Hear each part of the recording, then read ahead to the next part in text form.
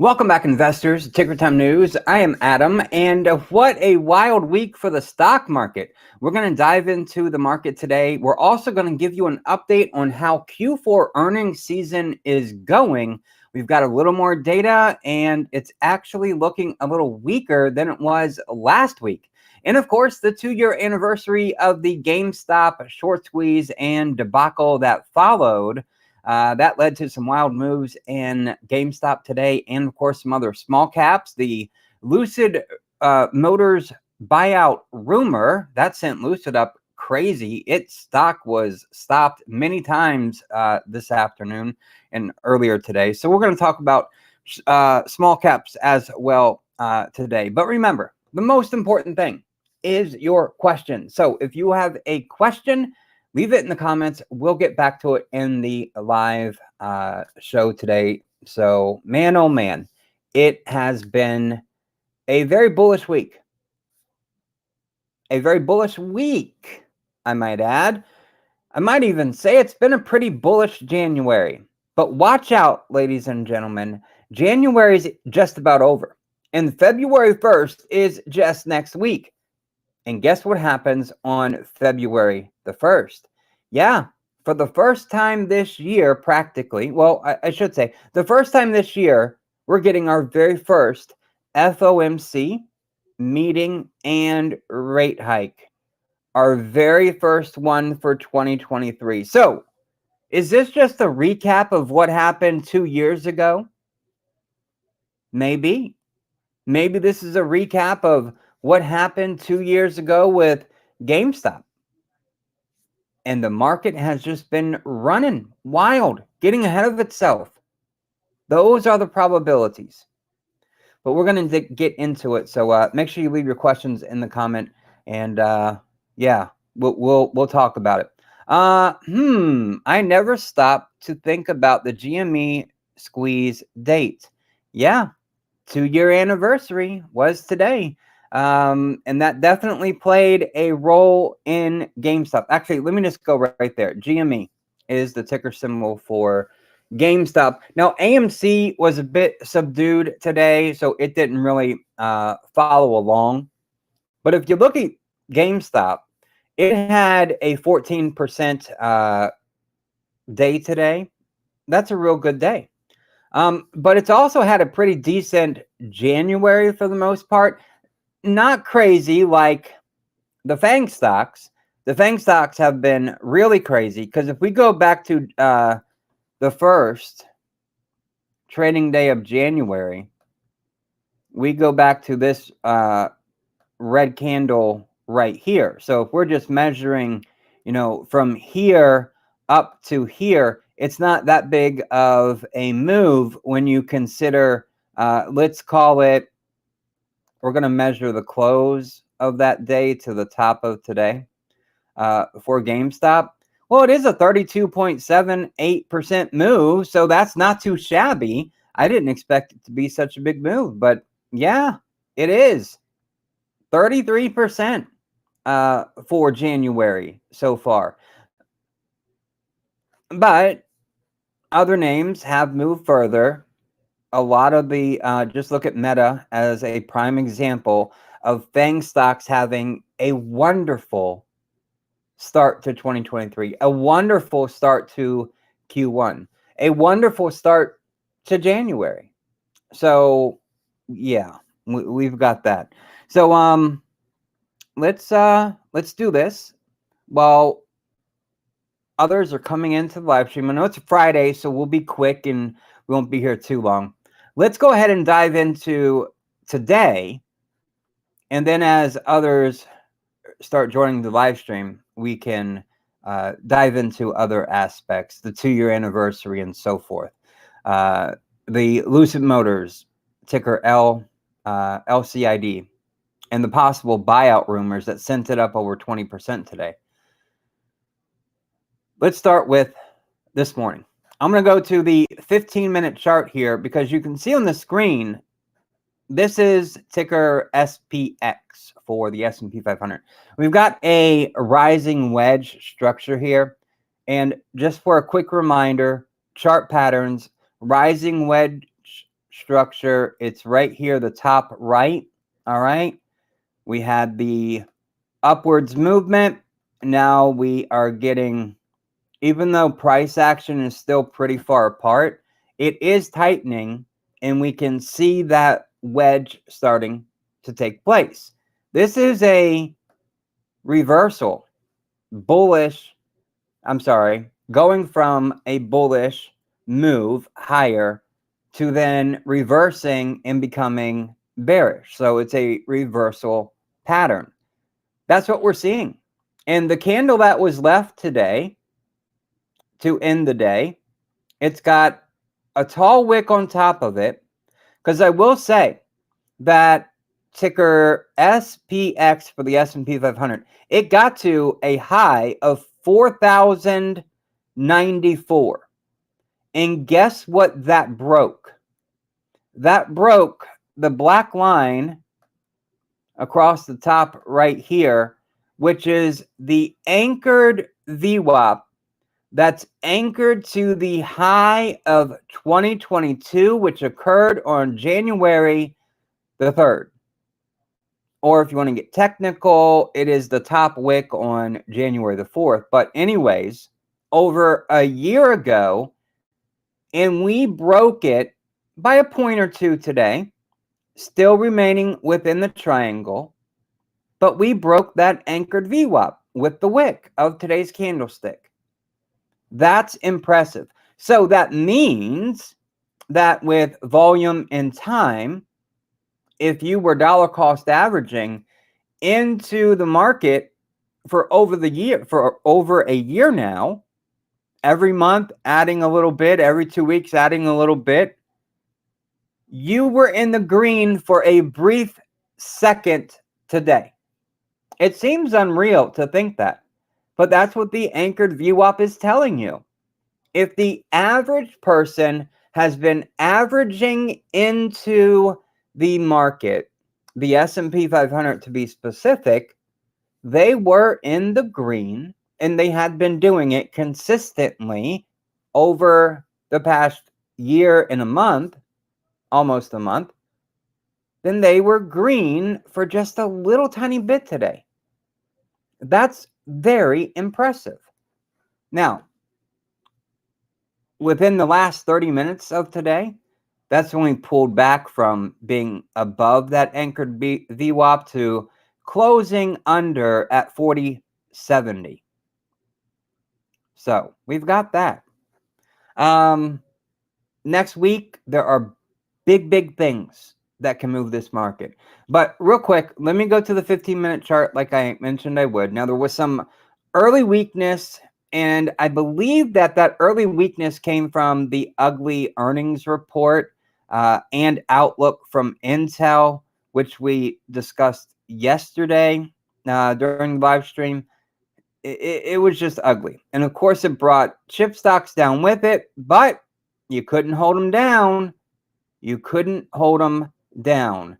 Why? Well, buyers stepped in. That's right.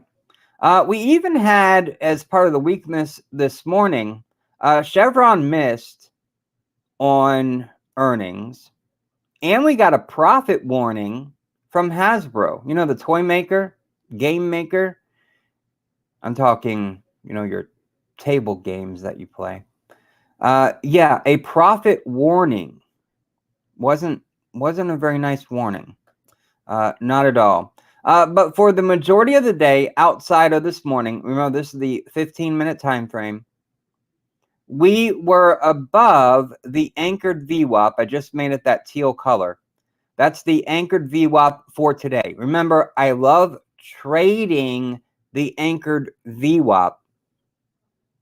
It's one of the tools that I love to use the most when trading. And it got, and I should go ahead and turn on the 5-day EMA here too. It got the anchored VWAP.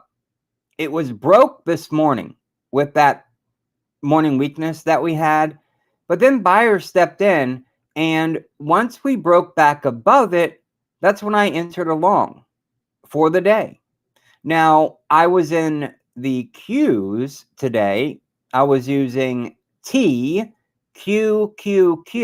That's to go long, leverage 3x. That's what I used to this afternoon. And then once we had that big run up this afternoon, I took my profits. I took it off the table. I didn't want to hold a position open except for one. I switched from TQQQ to SQQQ. I am short technology. I am short the Qs, the NASDAQ right now. I left that position open over the weekend. I didn't want to leave a long open over the weekend because there's going to be a lot of volatility next week, which should provide some shorting opportunities. And boy, oh boy, is the Qs and some of those technology names getting a bit stretched, long in the tooth, if I may add. But yeah, you can see the big sell-off here in the afternoon.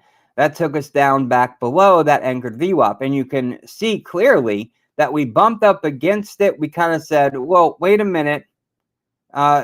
Should we cross the Rubicon here of that anchored VWAP? We did. We stayed above it, except for that, the last two candles. So 30 minutes of the day, last 30 minutes of the day, we fell back down. And it actually closed under the anchored VWAP.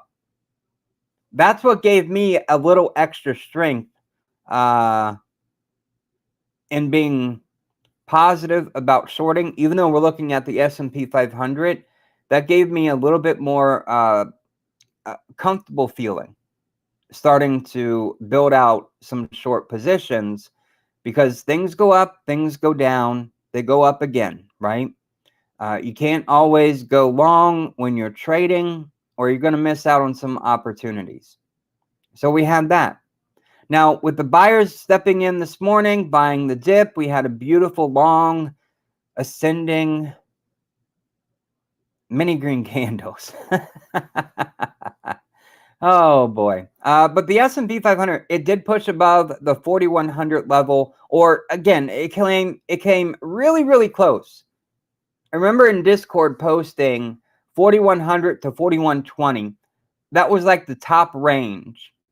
If it tagged that, and you can see I've got this dotted purple line right here, right at that mark, at 4,100, that would have been a real, let's definitely go short, because that's the top of the trading channel that it's been in. And when you get to the top like that, when you have big volatility the very next week facing you, staring you down, you know that it's time to take a different approach than maybe what we've done this week, especially this week, and even last week. Now, there were some encouraging results and or guidance that helped to push this up. We had American Express and Visa. Both of them reported really good. I believe American Express closed up over 10%. Fact check me on that one. I think they did. But that helped to offset some of the disappointing news that we had this morning, along with some slowing inflation data. And I think that really helped. And then, of course, the December personal income and spending report. Now, on that inflation note, the PCE price index was up 0.1% month over month. The expectation was for it to be flat. That helped drive this market higher today. And then with core PCE price index, which just like CPI, you take out food, you take out energy, it was up 0.3%, just as expected. So that helped the market to run with it. Now, that did leave the year-over-year number for the PCE price index at 5%, and for the core at 4.4%, which for the regular PCE price index, about 0.5% lower than its November reading, and about 3 or so tenths of a percent lower for core PCE. So it wasn't bad news by any stretch of the imagination. Now, Treasury yields also, they initially spiked with the data release, likely driven by the understanding that inflation rates are still too high, even though they are cooling off. And who knows what the Fed is going to say on February 1st?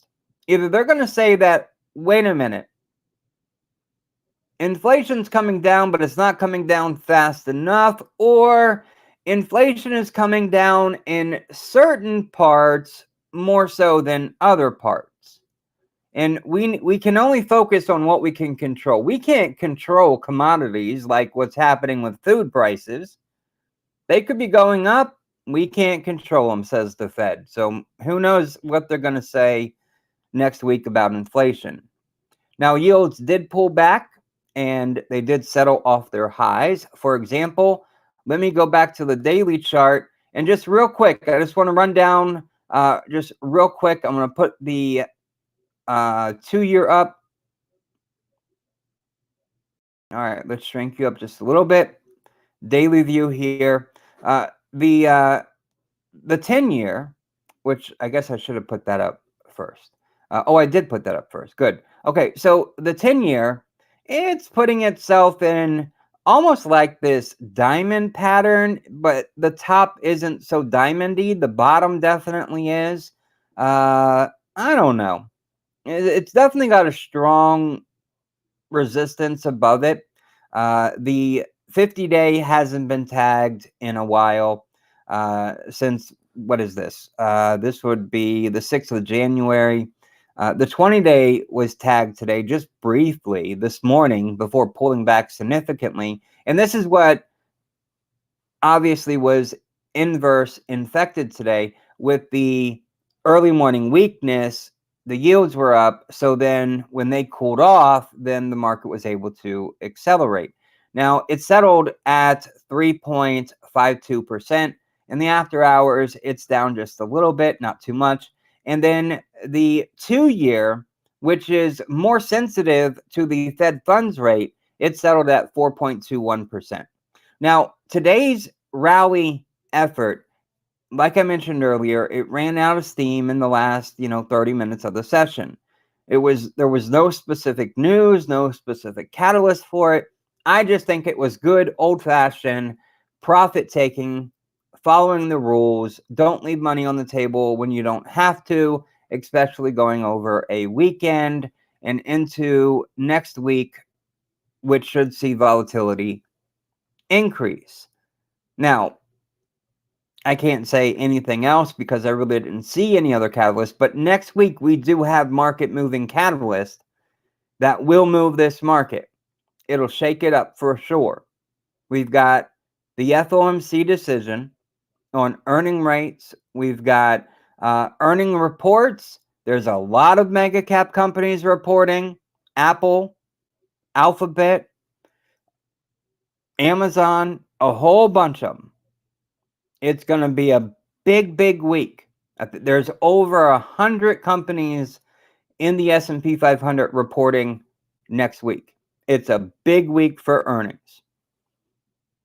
And we get Jerome Powell's speech, his thoughts on what's going on, and we get the employment report. So it's a big week of data, the Fed, and earnings. Now, real quick, about half today of the 11 S&P 500 sectors logged gains. Consumer discretionary was the clear leader. Tesla. Tesla definitely helped that. It was up 2.3%. Now, the energy sector, I want to pull that up because we talked about it specifically yesterday. Remember this? XLE is the ticker for the energy sector. The energy sector was down 2% today, and it was the worst performing sector, okay, by a wide margin. There was falling oil prices. There was weakness in Chevron. And remember yesterday, we specifically mentioned XLE. And what did we say? I think I still have, that's not what I want. I think I still have the note up here. Let's bring this down. Oh, yes, I do. There it is. So yesterday, we were looking at the risk zones, okay? And I mentioned that there was a 0.6% probability of XLE moving higher. But there was a negative 6.7% probability of XLE going down, being red today. And it's exactly what we got. XLE was down 2%. So this played out perfectly, just exactly how the zones are supposed to work. Now, I haven't put the numbers together yet since it's Friday. I haven't put the numbers together yet for Monday and what they're going to look like. But with XLE, for example, with it coming down today, that will obviously change its score and percentages for Monday.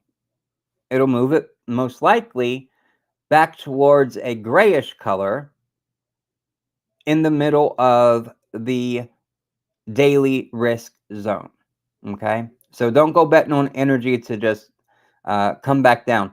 Plus, we talk about this a lot with the weekly expected moves.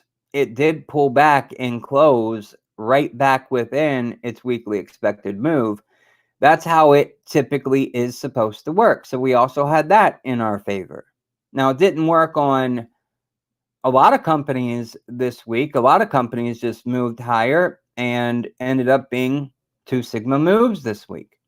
So we've got that.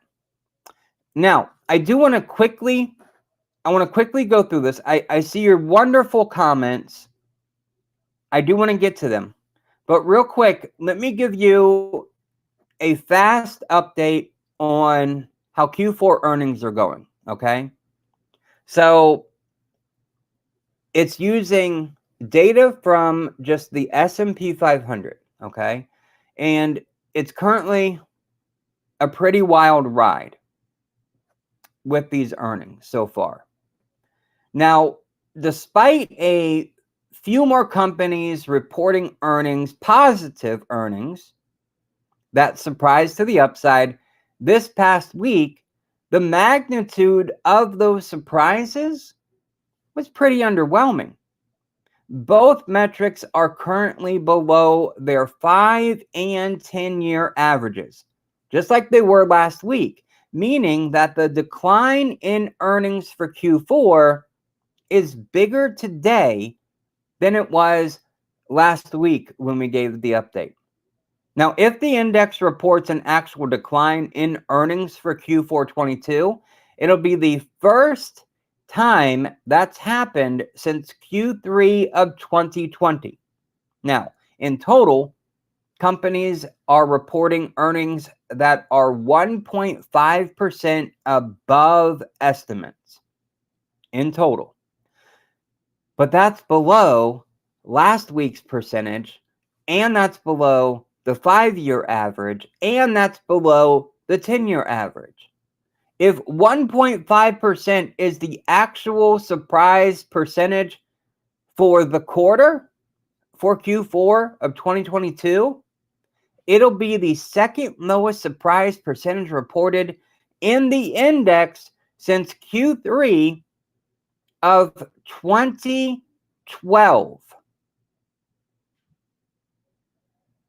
So we need to have some bigger earnings surprises in the next couple of weeks to move above that 1.5%.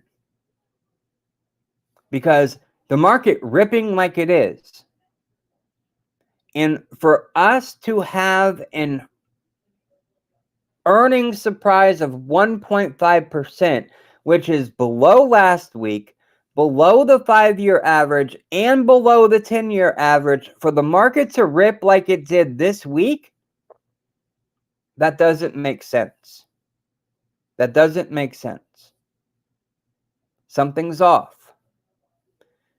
Something is off. Okay, let's go over to the comments, and I do want to talk about the GameStop anniversary. Absolutely. Wow, you guys have been really in here. I'm awesome. Listening, awesome. Glad to hear that. I'm a talking, and you guys are too, and I'm absolutely loving it. I see your next one up there, pulling it up. Apple took off. Apple is one. I saw a headline this past week saying that Apple is the canary in the coal mine. Because, you know, they would carry the canary, the bird, down with them 100 years ago, 150 years ago, whenever it was that it was. And if that canary, if it passed out, lost its life, then the miners needed to get out because there were some fumes in there that could be harmful. Now, Apple, being that canary, I didn't read the article, but what I'm thinking with that article is Apple has been leading the charge. And as a matter of fact, let me do this with Apple. Let's see if I can do this. I want to put another chart up here with Apple. Okay. I'm going to put the Dow up here with Apple. So let's switch down to this chart. I'm going to use DIA, which is the ticker that you can use to trade the Dow. Now, I know they're different, right? You have a company versus an indice. But what I want to point out here is that I'm going to back the time frame up just a little bit. And again, this is what I'm thinking.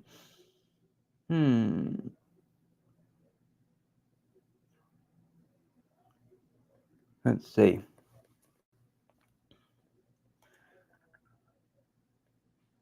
Okay. So this gives you a pretty good perspective. I do need to pull it in just a little bit further. I need to get to see August. There we go. So they're about lined up pretty good, right? Okay. So what you can notice real quick, just price action alone here, is that since January the 3rd, the Dow went on a little rally. It pulled back. It had 2 significant down days and then a gap down day. But during that same time frame, just looking at January, Apple has been ripping higher.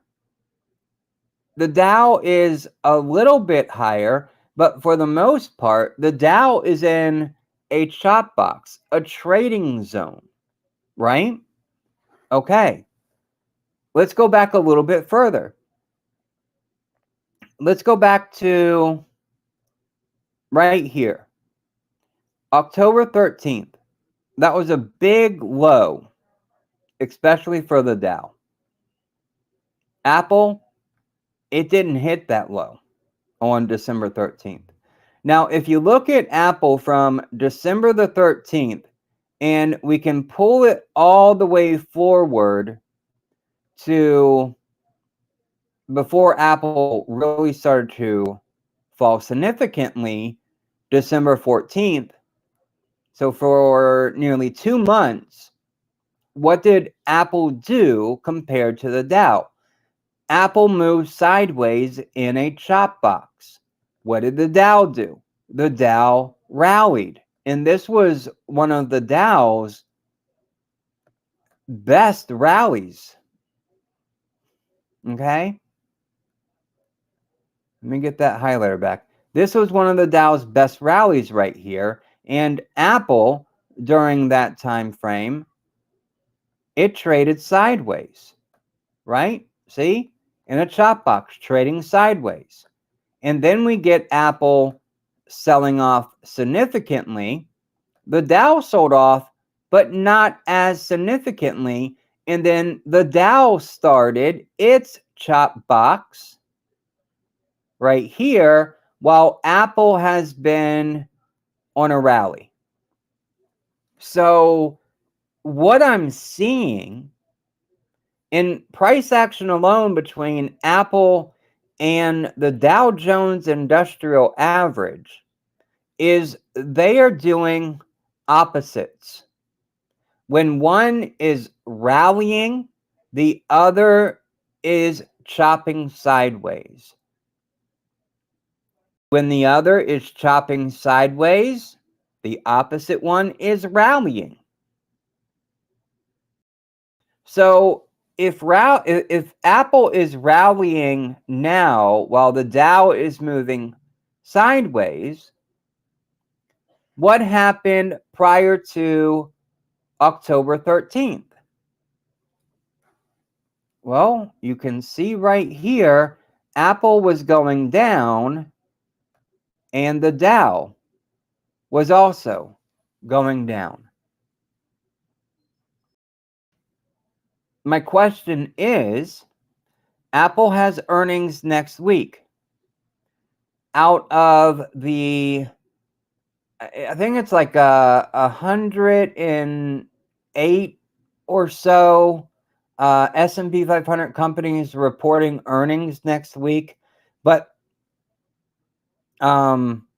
6 of them are Dow components. So if you have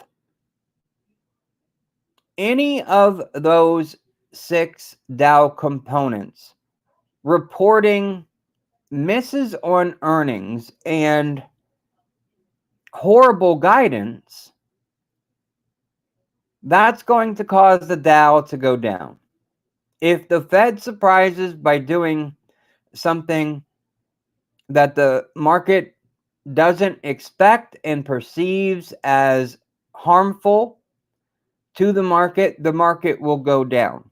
If Apple's earnings are a miss, and if Apple reports negative guidance, Apple could go down too. So are we getting ready to see a setup for next week where the fun's over?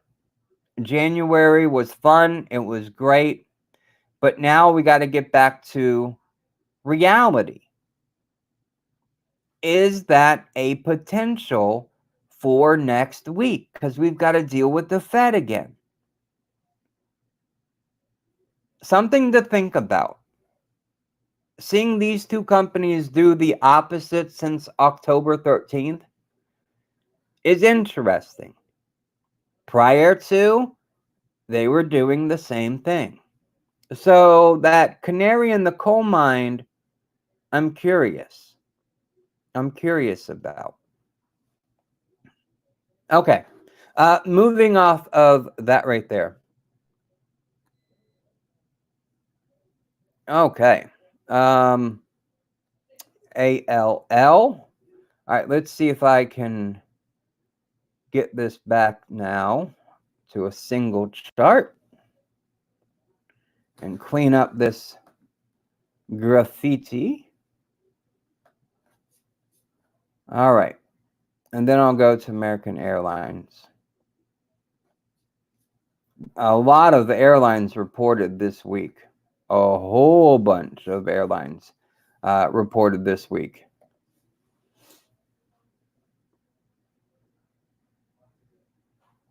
Okay. Now, American Airlines for a while has been in a chop box. Yeah, look at that. 2023, it's just been a wild year. January has just been a wild year. Look at that. What are these moves? 6 4.5% moves. What's that big one? 9.7% move. And then you see a 1.1% move. It seems tiny. Yeah. I think these companies have gotten stretched. If we just look back in the past here a little bit, let me take, I need to change those two moving averages. It is connected with its 5-day EMA, which is good. But just looking at this, I think a lot of companies have gotten stretched, right? You know, in the name of this, let me go and pull up the dollar real quick, just to kind of throw it out there. The dollar has been coiling up, right? And market moves, expansion, contraction, expansion, contraction. So with the dollar coiling up here, so for Friday, the dollar was up 0.1%, nothing. Almost 0.2% yesterday, not a whole lot. This thing is just coiling up. Price action is compressing. We're going to get a big move in the dollar. And when that big move happens, look at this. Gold. Gold has been performing good, but look at its current price action. You know, since shooting up out of its range, its channel that it was in, it's really been moving sideways now. Okay, so it's like now you have gold moving sideways. You have the dollar moving sideways. I could probably take it back a little further. But you get my point there. It's like gold has just been, it was on fire, and now it's like being pulled along. The dollar was a dumpster fire, and now it's just being dragged along, right? Something's going to break. If the dollar breaks up, I'm not sure if it's going to, which way it's going to break. But it's definitely below the 2 points where I thought, you know what, the dollar's going to be done here, breaking them. It broke both points in a single day, but it's just been dragging its feet. If it breaks up and it does reclaim the 102.5, that's going to be horrible for the market. And for all of these small caps that went on a wild ride, right? I mean, 2-year anniversary for GameStop. GME up, what was it, 14% on the day. These smaller companies, well, I guess GameStop has got a bunch of cash, so I mean, I guess you can say what you will about that. 6 billion market cap now, but it has come down.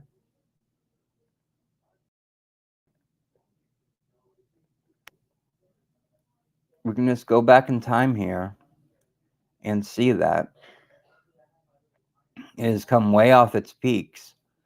But I mean, a 14% rebound today doesn't really look like much in the grand scheme of things. But my point is, if that dollar decides to break to the upside because the Fed says something and the Fed becomes bullish, we have to be prepared for that. Now, the Fed could very well say, okay, We're going up 25 basis points today. We're going to go up by another 25 basis points in March, and then we are anticipating on holding for the remainder of 2023. That's what the Fed could say. And at that point, the Fed would seem like they're being dovish at that point, right? Because that's what the market is expecting. Even though I think the market would like to see rate cuts sooner than 2024. But if that's what the Fed says, the market will eat it up and absolutely love it. But Jerome Powell may surprise us. Who knows what he's thinking and what he'll actually do. LCID, just kind of keeping it, LCID, there we go. Just kind of keeping it casual today. It's Friday. We typically don't go too crazy on Fridays. Lucid, there were rumors about a potential buyout, which shot this thing up, caused the stock to halt trading multiple times. And even though it closed up 43% today, it was way up, way up. It got to 17.81 at its high, and it closed at 12.87. This was a monster move this afternoon. I don't know if you were able to catch it at all, but it was absolutely monster move. And Lucid itself, for the month of January so far, I mean, it hasn't been doing too bad. I mean, today's candle puts everything else to shame and makes it seem like it hasn't been doing that great, but that's a big candle. I mean, it's had a 6%,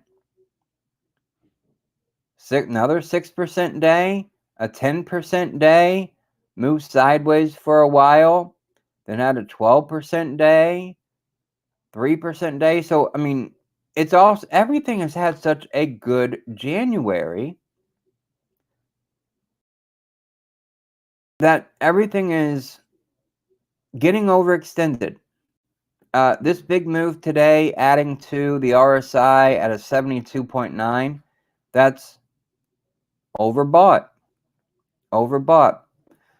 Lucid went up, but had to sell before cause of expiration on options. Yeah, Lucid got messed up today. It did. Why all moves so high even after hours? SoFi.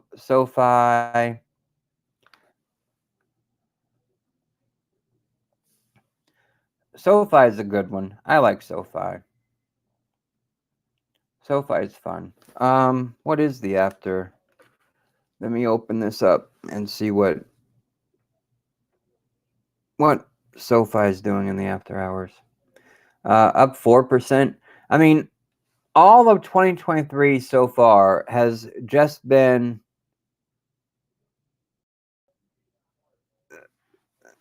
very reminiscent to me of 2 years ago when retail traders ran small caps up, right? There was short squeeze after short squeeze after short squeeze. Retail traders ran it up.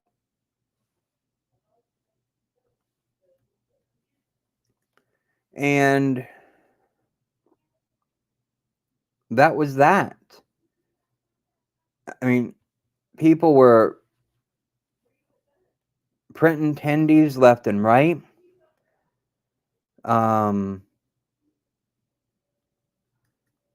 Nobody was. Yep. SoFi took a move higher in the after hours. Not a lot. Not a lot. It closed at 594. It's up to 619. And you can see right here, we are 2 days away from earnings. Qs are flat in the after hours. The IWM, which are small caps, that's down a bit in after hours. And if we look at the SPY, it's relatively flat. Oh no, the SPY actually did take a little drop right before 8 o'clock. It went from about 405.6 to 405.3. So not a big one, but it is a straight down candle. I can't imagine things continuing. I mean, look at SoFi.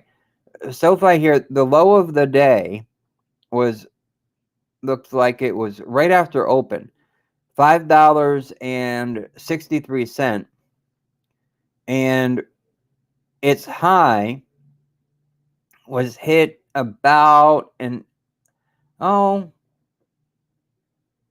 almost an hour and 50 minutes ago, about 7 p.m. Eastern in the after hours.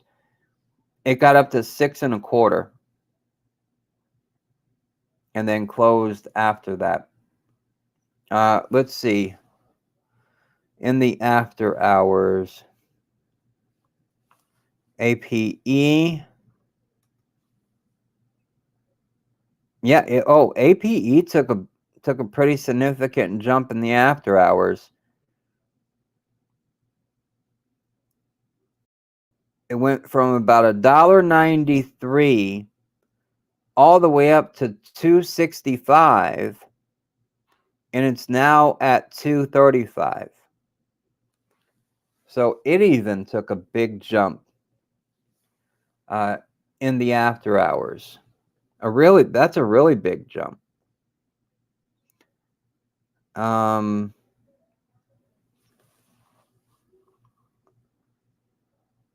What about news?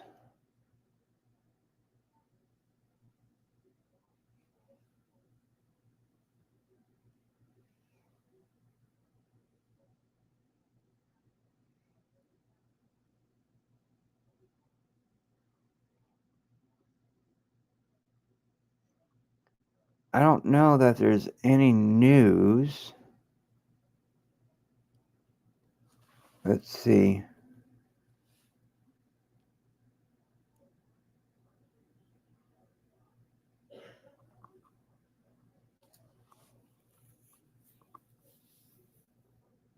I'm looking.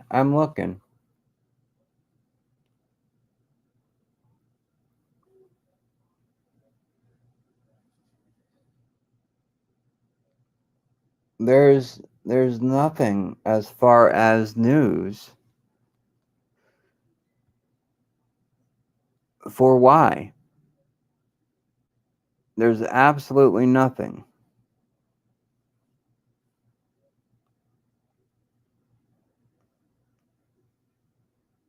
But honestly, the last thing that I have for news for AMC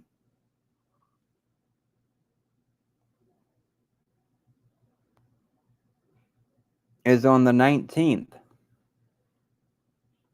National Popcorn Day, and that's nothing. So I don't see.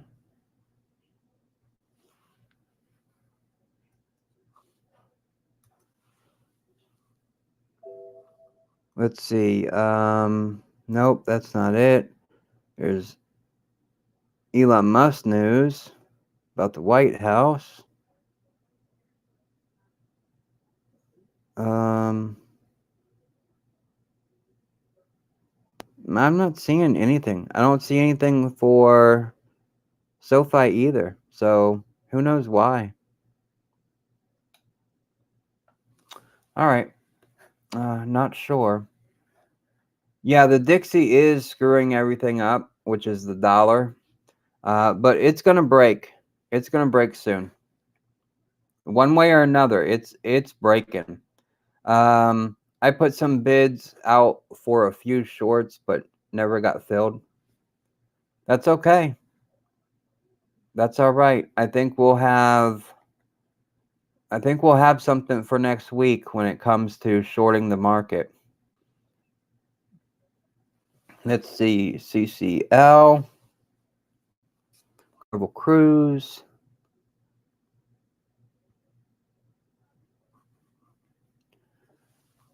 Let's see if there's a, what are they doing in the after hours?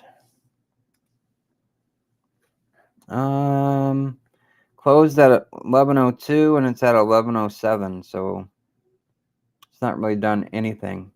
Yeah, there is definitely overhead resistance. Now, if it could, this candle here from the 18th, if it could have closed above the candle from the 18th, that would have been bullish. But the high here at what, 11:49, it would have to close above it. So we're not getting that. But what we are getting here is this. Oh, let me remove that.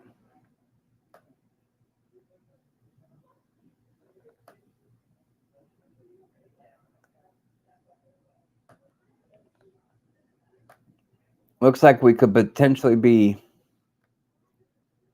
getting a either a neutral type of ascending triangle, a neutral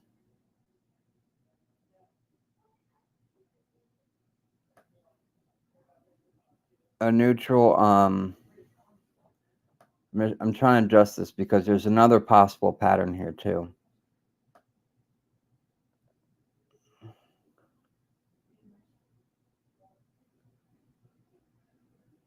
All right, come on, up just a little bit. Okay. It could be flagging here.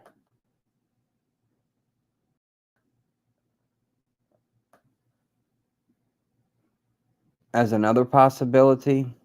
And with the big run up there, and then potentially flagging, that would be bearish, or you potentially have yourself,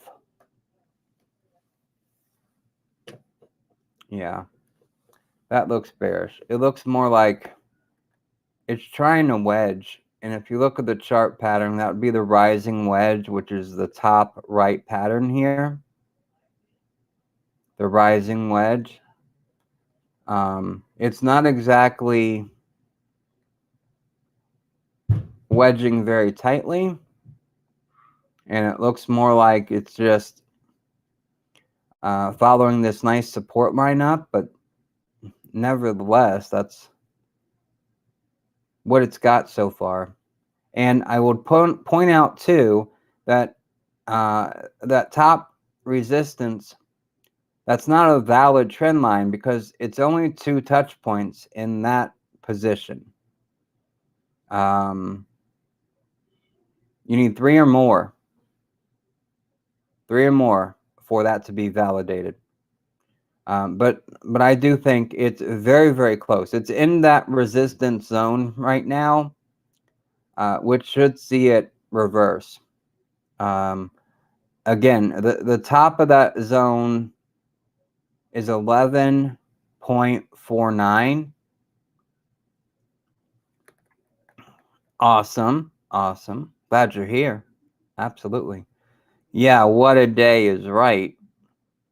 Can't leave money on the table. No, no, no. Not at all. You guys are just awesome. Incredible. Absolutely incredible. I have to agree. 100%.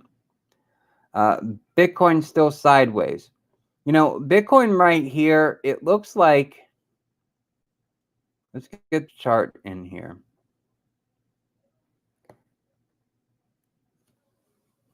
Bitcoin looks like this. Let me put, this is, again, daily chart is what we're looking at here. And if we try to find the best working pattern, which can be tough at times because the wicks can just be all over the place.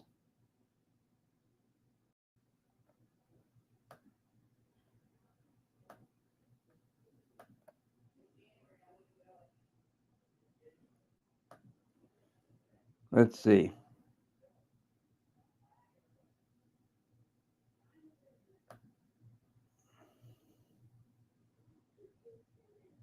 It's real tough with all these wicks. They go all over the place, but that looks like it could be wedging as well, getting a rising wedge there, which is typically a topping pattern. It definitely printed a pretty small, looks more like a spinning top type candle today, and even the day before, almost a doji candle to a spinning top, depending on how thick you want your body to be for that, either of those candles, because that's all the difference is. But it's undecision, right? You don't know, should we take this higher? Should we go ahead and take this on down lower? It looked like it was wanting to set up to maybe go up to the red lines up here around 25,000. I thought that's where it was setting up that it wanted to go, right? It wanted to go to 25 and then get rejected there and roll over. And it still could. It still could go there. I love these new little tabs here for TradingView. Look, Fed interest rate decision, February 1st. Forecast 2.75, previous 4.5, which is a 25 basis point increase. Jolt job opening, ISM manufacturing PMI. But that's not everything. That's just what's on February the 1st. Plus all the earnings there's big tech earnings on the 1st. The Amber Rose effect on stocks. Inflation is doom. Yeah, I could totally see that. Totally. We need something to happen next week. Yeah, we do need something to happen next week. And I think we're going to get that increased volatility. I don't know why, but I haven't even pulled the Qs up. Not once so far this evening. But again, this is our Friday show. Don't take things too seriously. We do serious the rest of the week, right? I mean, the Qs have just been on fire. Mega Cap's been on fire. But the Qs, they just got up the top of their trading channel today, tagged that, and then tagged it this afternoon. Thought it was going to push through at the close, but it didn't. Pulled back at the close, which technically, if you're looking at the wicks, the wick set a higher high with the December 13th. But if you're looking at the candle close, or I guess it should be open for that one, the body of the candle, it did not set a new high. Or I shouldn't say new high. I should say higher high, right? Because that's what you'd want to see. If we take the October 13th low, well, then the December 28th low is a higher low. You want to see higher lows and higher highs. Haven't quite got that higher high yet. That's what you want to see if, the market is putting in a bottom or has already put in a bottom. You want those higher lows and higher highs. So just haven't got them yet. Oh, you see? Yeah, Metum is interesting. Metum is very interesting. It's been too strong. What's changed at Facebook? What, they laid some people off? They did some cost cutting? What has Meta seriously changed in the month of January? That's what I want to know. And man, even going back further than that.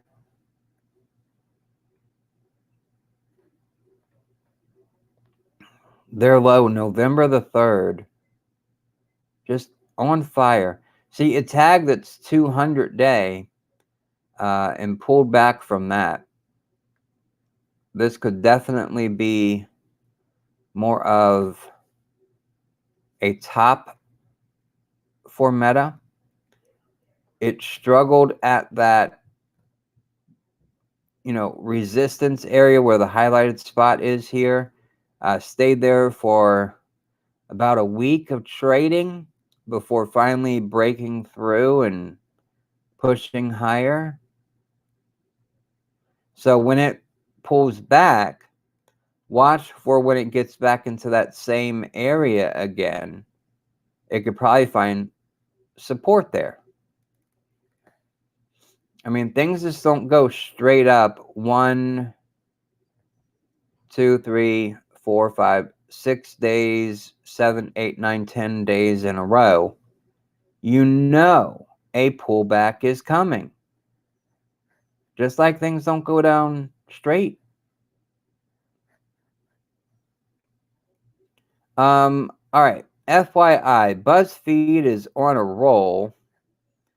Yeah. Because of AI, right? I don't think their chart has enough history to do technical analysis. It's fairly new to the market. What do you think?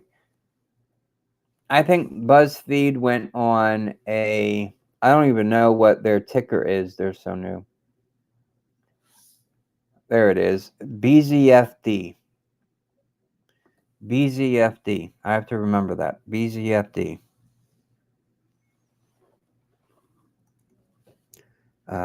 BZFD.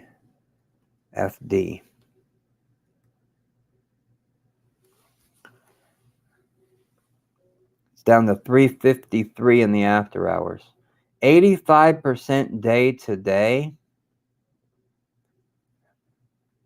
119% day yesterday. That is just something.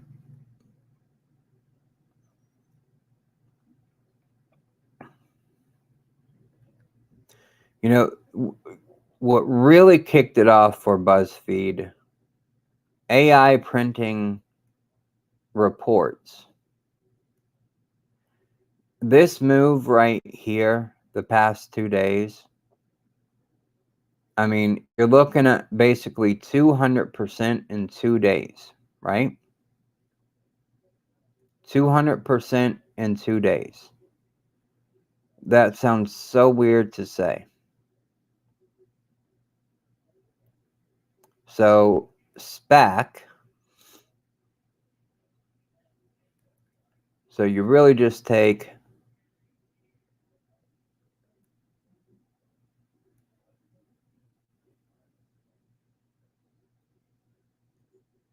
all right, this little section right here.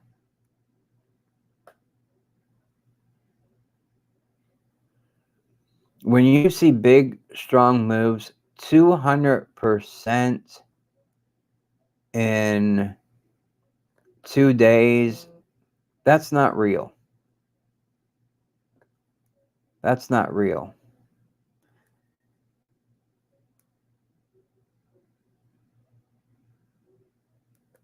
That's when, as quick as it goes up, it comes down.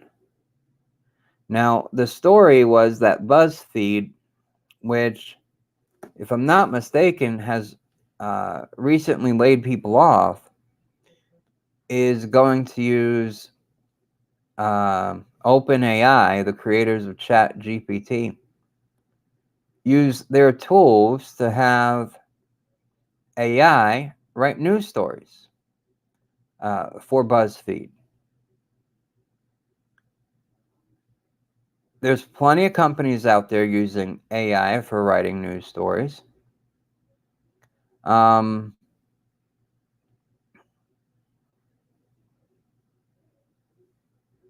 There's you can't do you. All right. So let me answer the question about doing technical analysis. A company that has gone up 200% in 2 days, you can't do TA on. You can't do technical analysis on, because that's not real price action. That's a bunch of money has flooded in and shot the thing to the moon. So there is absolutely no way to truly try to even say with any type of certainty where support or resistance could even potentially be for a move like this. You can't do it. It's moved based on speculation. It'll go up or down based solely on speculation. If everybody starts taking profits, then this thing is gonna lose 150% in a day. If it starts losing, I mean, I do find it interesting that it did run up to its 200-day moving average, and that's where it closed its first day. But yeah, moves like that, there is no way to analyze to say, hey, here's what it could potentially be going next. Resistance, support, none of it's possible. You are absolutely welcome. This AI stuff, it's going to be all over earnings calls to hype up stocks. I just want the AI program to trade profitably for me. Even if it, and I know there's programs out there now, but a legit one that, I don't know, take your favorite brokerage company, and it becomes a feature, right? A product. Kind of like how Bookmap is a product that allows you to look past candlesticks and see where the liquidity is hiding out. If there was a legit AI, say Robinhood, I know, no, not a lot, not a bunch like Robinhood, but just say, for example, Robinhood came out with an AI trading bot that had a 90, let's just call it a 90% win rate. That all you have to do is make sure you have funds in your account and it will profitably trade for you and have a 90% win rate. That would be one heck of a tool. That would be one heck of a tool. It's completely hands off. You do nothing. It searches out the stocks with the most liquidity, because those are the ones that can move the most in a day. And then you get the AI. I mean, think about it for a moment. If you have hundreds of millions of users using the same feature, then that one AI robot could be pulling the funds for all of those hundreds of millions of users and causing a 200% move in a day. And then, oh my gosh, I mean, it could bring so much trouble to a market that, you know, with a stock like BuzzFeed, the way it's acted over the past couple of days, oh my gosh, I could not imagine. I'm curious to know what softwares markets use.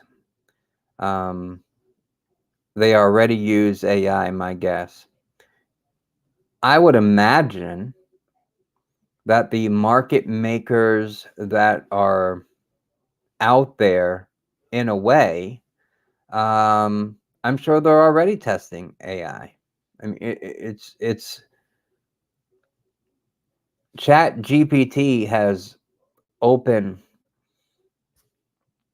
so many people's eyes to AI and what AI can do, that I'm sure there's trading firms out there and market makers out there and hedge funds out there who are looking to AI to make some sort of decision, right? Some sort of trading decision. Who knows how it'll work? But I'm sure that they've started looking into it if they haven't already. Now, I know that there's already software out there that doesn't necessarily use AI like ChatGPT, but it's out there for sure. All right, well, it's Friday. I'm gonna go ahead and wrap it up. I didn't have that much to go over today.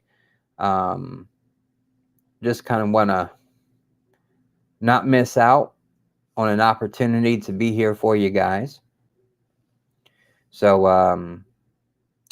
have a good weekend. Next week is going to be absolutely crazy with the Fed on the 1st. Tech stocks like Apple, Alphabet, Amazon, all reporting. So the market that has been moving rapidly in January, February could wipe it all out. I find it really, really odd that this week ripped so hard, but yet we have another week of earnings data right now, and this extra week of earnings data that we have with us right now puts Q4 earnings in a worse light than they were this time last week. But yet the markets ripped higher. So could this be an artificial move? Investors, and before I leave, let me show you this because this is important.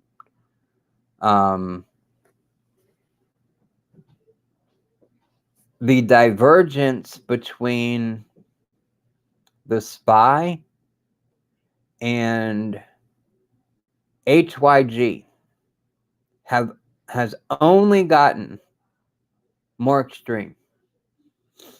And as you'll see here, as soon as these charts load, and I'll wrap it up here as soon as this, as soon as you guys see this. This divergence is not bullish for the market. Okay.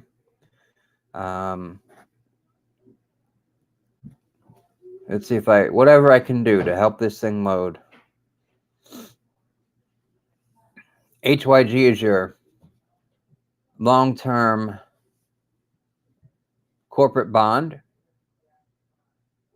And then that's on top. And then on the bottom is the SPY.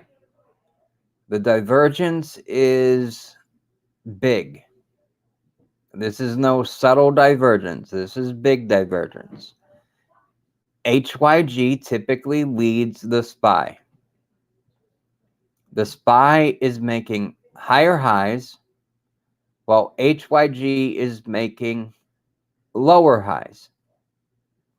When you see that divergence, it means the SPY is about to roll over.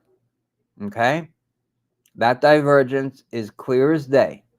Right side of the screen, you can see the red line marking the lower highs on the chart up top and the higher highs on the chart on the bottom. That is typically not a good sign for the SPY, for SPX, and man, it is something else. Congratulations on scalping. Scalping works. I did some more scalping yesterday. Today I just took one and let it run for the majority of the day.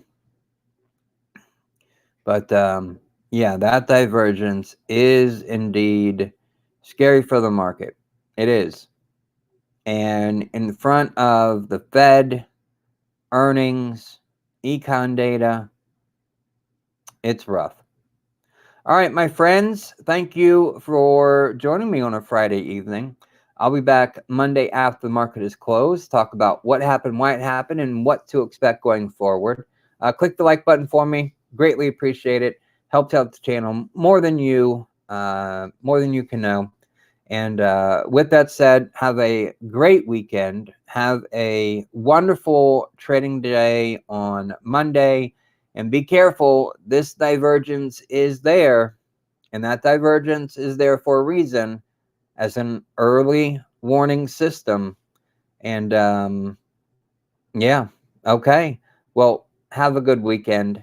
And I'll see you in the next video. Good night.